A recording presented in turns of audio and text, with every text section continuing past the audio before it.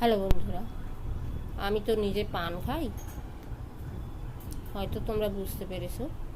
তা আমি একটা পানের গল্প করি, মানে গল্প কি, কবিতা মতন। পান খাও পণ্ডিত ভাই, কথা বলো ঠেরে, এই পান জন্ম নিছে কোন বারইয়ার ঘরে।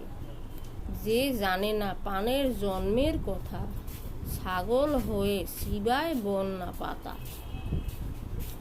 আমরা বন্যা পাতা বলি, অনেকে বুইসা পাতা বলে, অনেকে অনেক রকম বলে, কে কী বলে জানি না।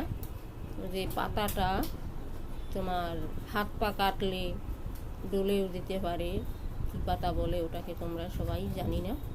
আমরা বন্যা পাতা বলি, মানে বাগানে সাগানে সবখানে পাওয়া যায় এই পাতাটা। কেউ পারবে এই উত্তরটা দিতে? নয় আমিই বলে দিচ্ছি।